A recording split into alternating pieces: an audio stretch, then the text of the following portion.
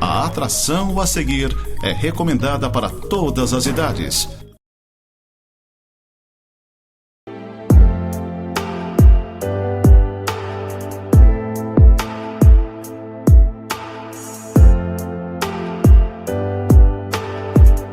Olá, gente amada, gente querida, que a graça do nosso Senhor Jesus Cristo esteja com cada um de vocês.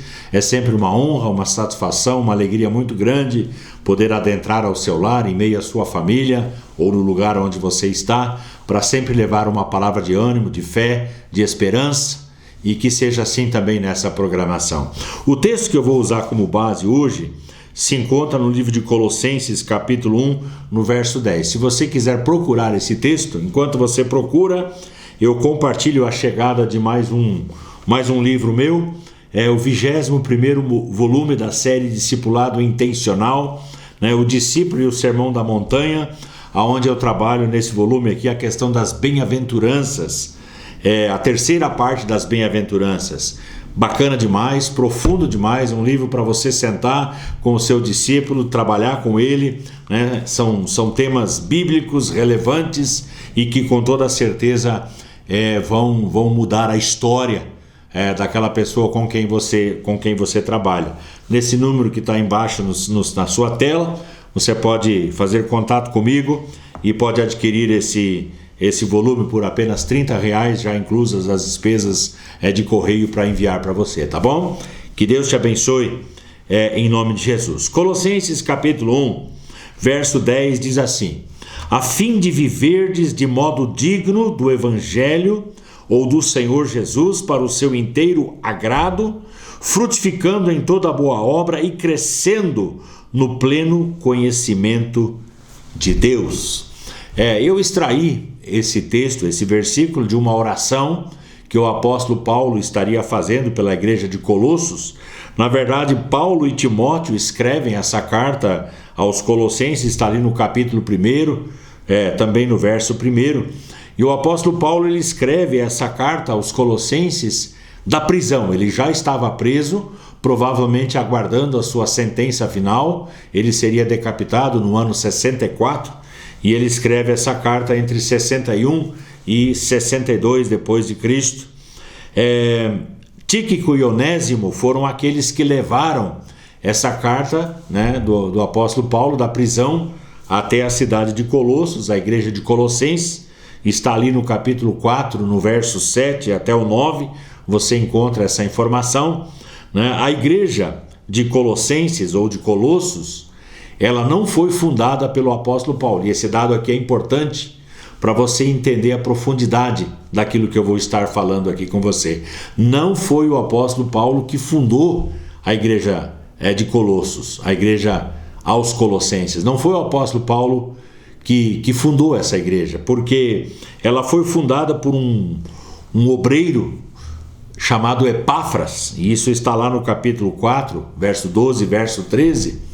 Uma coisa é você escrever ou se dirigir a uma igreja que você teria fundado, ou que você teria pastoreado, ou teria alguma ligação com aquela comunidade, com aquela igreja.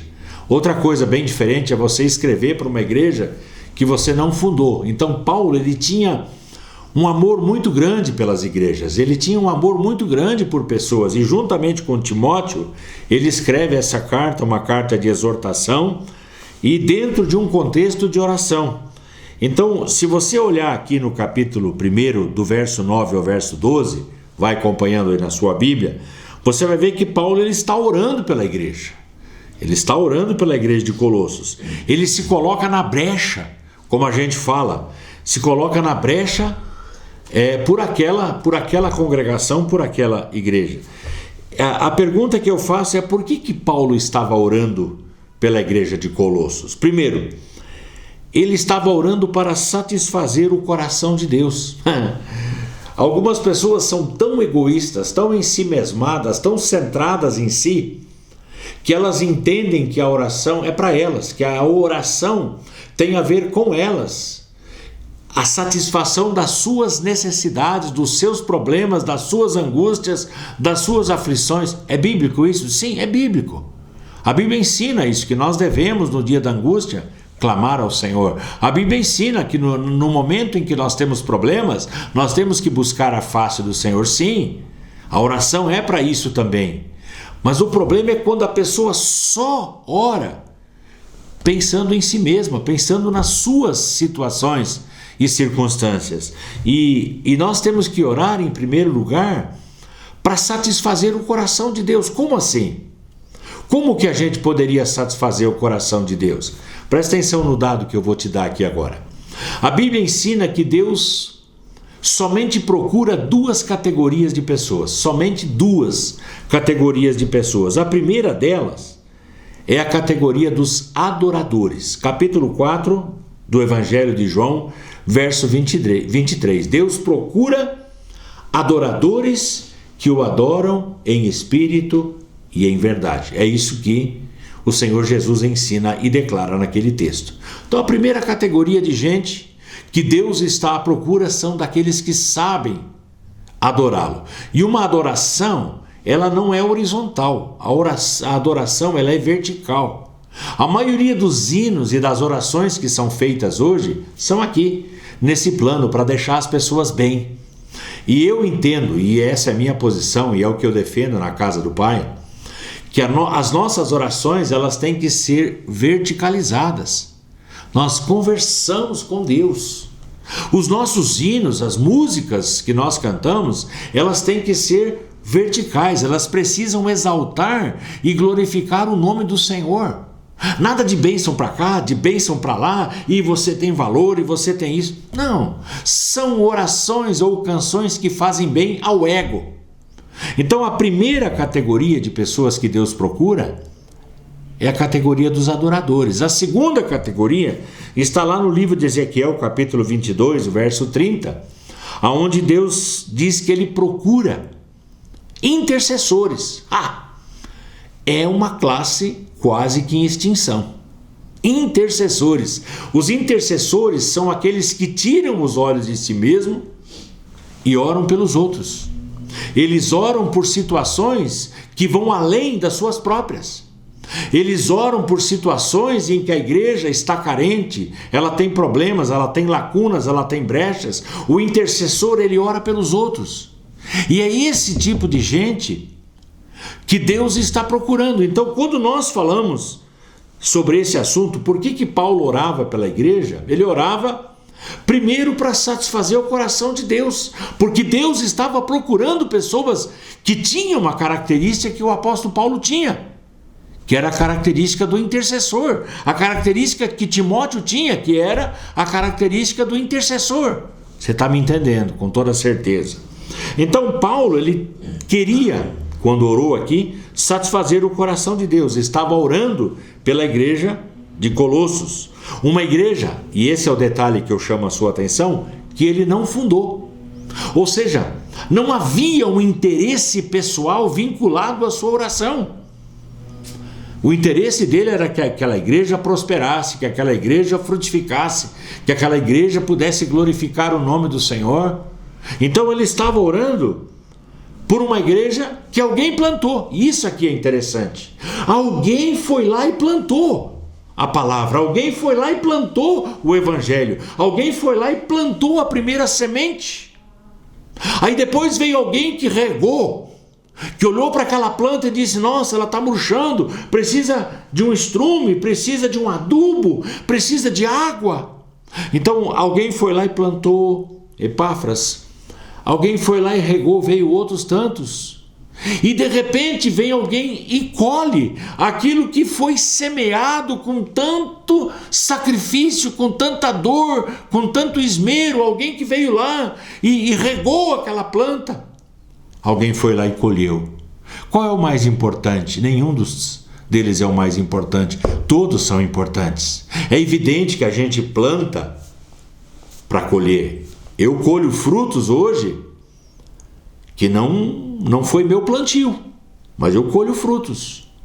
Agora, é gostoso, claro, você plantar, você regar, você colher. Por exemplo, eu tenho árvores que eu plantei lá no meu sítio, plantei as mudinhas pequenas e eu como do fruto. daquelas árvores. Então é bacana isso. E no processo da igreja é a mesma coisa. Nós temos que entender que são dons diferentes, ministérios diferentes, ênfases diferentes, mas o objetivo final é a frutificação. Nós plantamos uma árvore para que ela venha produzir, seja sombra ou seja fruto, mas que ela venha produzir. Então por que Paulo estava orando pela igreja? Ele estava orando para satisfazer o coração do Pai, o coração de Deus. Segundo, porque tanto Paulo como Timóteo, os escritores dessa carta, eles tinham anseios em relação à igreja. Veja bem, eles tinham anseios. Mesmo não tendo sido os fundadores, eles tinham anseios em relação àquela igreja de Colossos. O que é que eles queriam? Eles queriam, em primeiro lugar, uma igreja forte. E o que é uma igreja forte? É uma igreja que é centrada na palavra. Uma igreja que é centrada no conhecimento. Gente, eu sou escritor e eu fico apavorado com o analfabetismo religioso, eclesiástico, bíblico que graça no meio das igrejas. As pessoas não leem. Algum ou outro que tem o hábito da leitura. Por exemplo, a minha mãe devora livros. Eu dei de presente para ela agora no aniversário dela, no mês de abril. Eu dei toda a coleção do Apocalipse que eu escrevi, são 20 volumes. Em uma semana, ela me liga e fala assim, eu já estou no 6º volume. Eu falei, meu Deus do céu. Então, assim, tem gente que lê, mas a maioria dos crentes é analfabeta. Analfabeta. São uma classe de gente analfabeta. Não conhecem Bíblia, dependem do púlpito, dependem do altar, dependem do que o fulano falou na internet. É mais fácil você pegar a internet, ir lá pesquisar o que fulano disse, o fulano falou, mas ler é o que nos instrui, é o que nos forma. Então, por que Paulo e por que Timóteo estavam pregando ou escrevendo para aquela igreja? Porque eles queriam uma igreja forte, alicerçada na palavra, alicerçada no conhecimento, que conhecessem Deus e o seu caráter. Eles queriam uma igreja perseverante, ou seja, uma igreja longânime, uma igreja que não desistisse diante dos ataques, diante dos problemas, diante das lutas, das perseguições. E quanto mais para o fim dos tempos nós chegarmos, maiores serão as lutas, os embates e as perseguições contra as igrejas. Hoje estão querendo nos amordaçar, dizendo o que nós podemos ou o que não podemos, o que devemos ou o que não devemos falar. Vocês não falem sobre isso porque é homofobia, vocês não falem sobre isso porque isso ofende a classe tal. Nós estamos sendo acuados e amordaçados, os pastores estão sendo presos, por quê? Porque eles pregam a palavra de Deus, e a palavra muitas vezes denuncia práticas erradas e nocivas aos bons costumes e à formação de uma pessoa. Então nós pregamos a palavra do Senhor e nós precisamos ser perseverantes, apesar das crises, apesar das lutas. O que nós queremos? Nós queremos, como Paulo e Timóteo, uma igreja alegre. Nós queremos uma igreja festiva, uma igreja jubilante, não uma classe de mortos-vivos, uma classe que está ali desanimada, quase morrendo. Nós queremos uma igreja que saiba saltar, que saiba pular, uma igreja que saiba dançar na presença do Senhor, uma igreja que saiba jubilar, que saiba fazer festa pelo motivo certo e não pelos motivos mundanos, não porque ganhou isso, porque comprou aquilo, porque adquiriu isso, mas uma igreja que sabe que vai morar no céu e que o seu Redentor vive e a cura acontece, os milagres estão à volta. Então nós estamos aqui para celebrar. A igreja precisa ser uma igreja festiva, uma igreja que saiba celebrar com alegria. Os nossos cânticos, eles precisam ser alegres, precisam ser que causam o entusiasmo, a admiração, vontade de viver, de encarar mais uma semana e de a gente pelejar e vencer. Os hinos estão aí para nós adorarmos o Rei dos Reis, o Senhor dos Senhores. Paulo e Timóteo queriam uma igreja com autoridade. Lucas 10:19 diz: eis aí vos dei autoridade para pisar de serpentes e escorpiões, e sobre todo o poder do inimigo, e nada absolutamente vos causará dano. É essa autoridade para nós avançarmos sobre os poderes das trevas, para nós avançarmos sobre os poderes demoníacos, para nós declararmos a cura e a restauração na vida da igreja. Um desses últimos domingos nossos aqui foi algo tremendo na casa do Pai, algo tremendo, maravilhoso demais. Eu achei que a gente não ia parar mais aquele momento. Nosso culto ele extravasou em horário. Por quê? Porque as pessoas chegaram para o altar, elas se debruçaram no altar, elas choraram no altar, os milagres começaram a acontecer, o choro estava ali e Deus começou a mover, e entra um hino, e entra mais um hino, e a igreja continuou orando, e eu achei que a igreja ia parar de orar, e a igreja não parava de orar, e todo mundo buscando a Deus, e os sinais acontecendo. Nós queremos uma igreja que saiba usar a autoridade que há no nome de Jesus para que os milagres eles aconteçam, para que o nome do Senhor seja glorificado e exaltado. É uma igreja assim que eu amo pastorear. Não é uma igreja onde o homem, a pessoa, tem o centro, tem a atenção, e um faz isso e outro faz aquilo. Não, é Deus, é Jesus, é o Espírito Santo. São eles que precisam ser enaltecidos no meio da igreja do Senhor. Paulo e Timóteo queriam uma igreja missionária. E hoje, quando nós falamos em missões, é a exceção. São poucas igrejas que podem ser chamadas de igrejas missionárias, igrejas a caminho. Senão é tudo para si, para si, para si, para si. E é cadeira nova, e é altar novo, e é instrumento novo. Eu não sou contra isso, tá, gente? Desde que as missões sejam feitas. Eu vou repetir, eu não sou contra essas coisas. A igreja tem que saber usar as suas finanças, mas ela não pode esquecer que ela tem um alvo de se tornar uma igreja missionária. E junto com a igreja missionária vem a igreja visionária, que é aquela igreja que tem visão para onde nós estamos indo, quem nós queremos alcançar. Não, aquela igreja está fazendo assim, então eu vou fazer também. Aquela igreja está fazendo assim, está dando certo, e eu vou fazer assim também. Não! Você precisa fazer, escuta, pastor, se você estiver me assistindo, você precisa fazer aquilo que Deus mandou você fazer, aquilo que Deus plantou no seu coração, para que esta igreja seja relevante exatamente no bairro, na cidade ou no lugar aonde ela está plantada. Você está me entendendo? Não copie ministérios, não copie igrejas, não reproduza modelos. Seja autêntico. Ouse ser diferente, tenha coragem de ser diferente. Então Paulo e Silas estavam orando por esses dois motivos para aquela igreja. Qual era a preocupação de Paulo e Timóteo? Eles estavam preocupados, na verdade, com o estilo de vida daqueles crentes de Colosso. Como assim, pastor? Existem só dois estilos de vida, só dois. O primeiro deles é o estilo de vida profano. Meu Deus, pastor, o senhor tem coragem de falar um negócio desse? Tenho sim. O estilo de vida profano é aquele estilo de vida onde a pessoa faz as suas próprias escolhas. O estilo de vida profano é aquele onde a pessoa estabelece o que é certo e o que é errado. Não, é assim que você pensa, mas eu penso assim.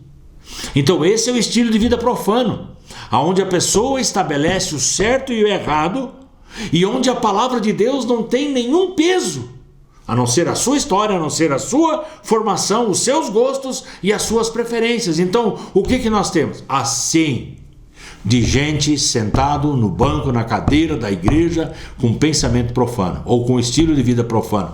O segundo estilo de vida é o estilo de vida santo.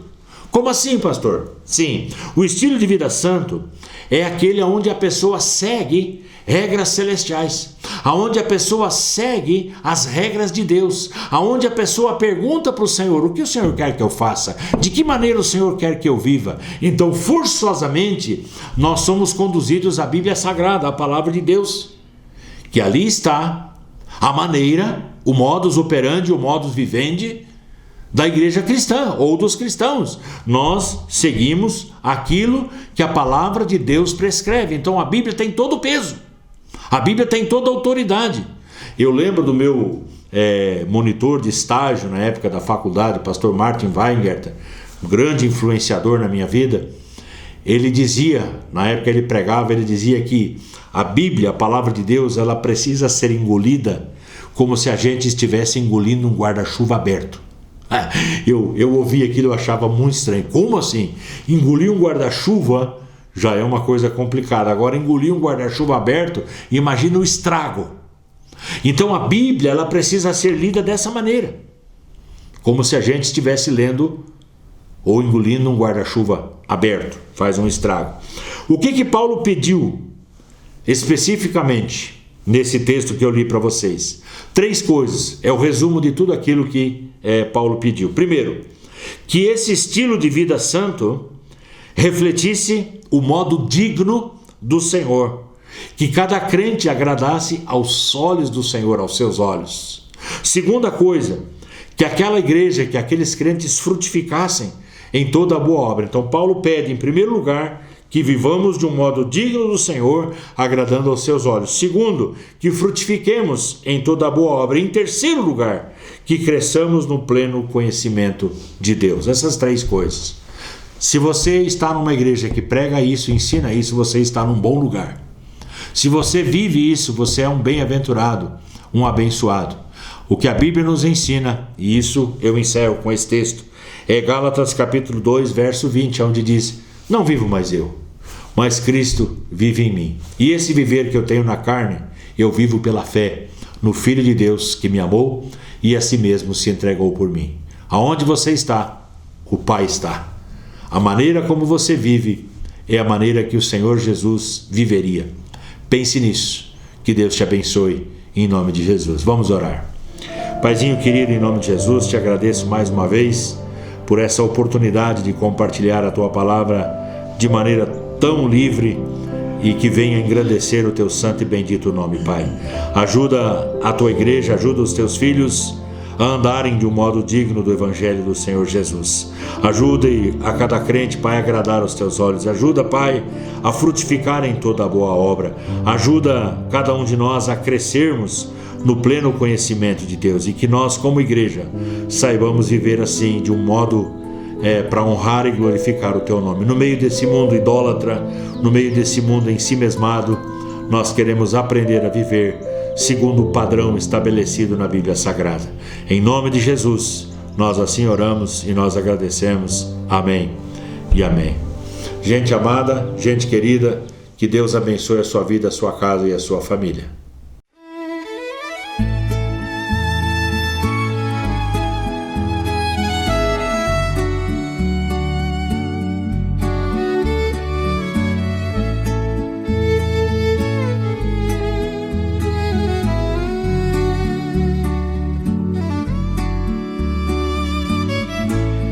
A vida sem Deus me levou ao fundo de um poço escuro de lama imundo.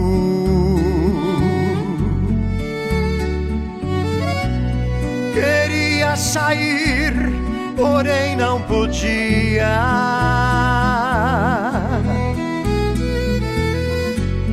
Gritava socorro, mas ninguém ouvia.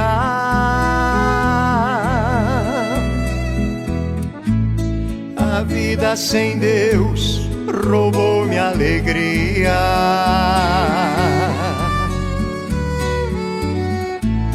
Matou minha noite, feriu meu dia.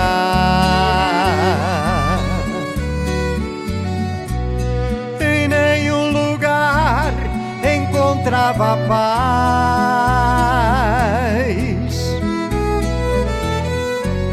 e posso dizer, procurei demais.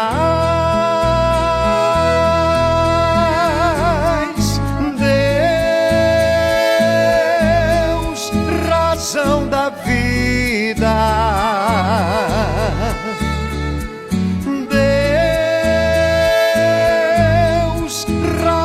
da vida.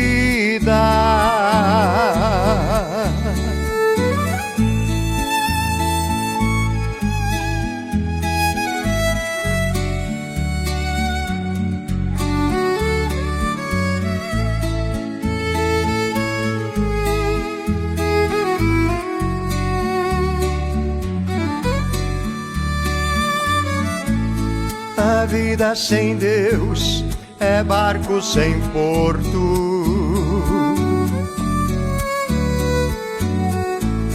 é planta sem chão, é frio sem conforto,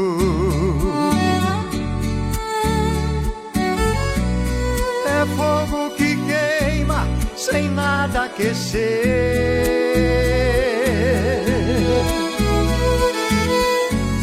é vida que nasce só para morrer.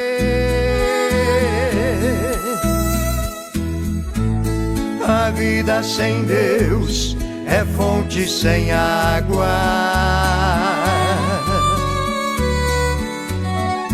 é estrada sem rumo, caminho do nada,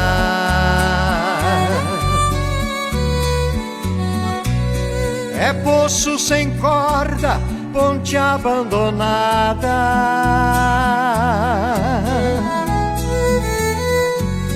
é oásis sem verde de água salgada.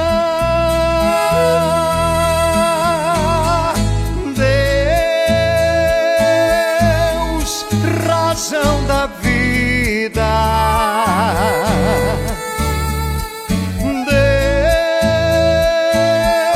Deus, razão da vida,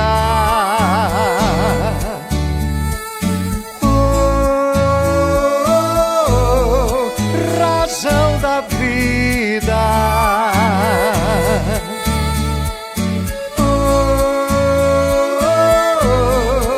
razão da vida, é Deus a razão da vida.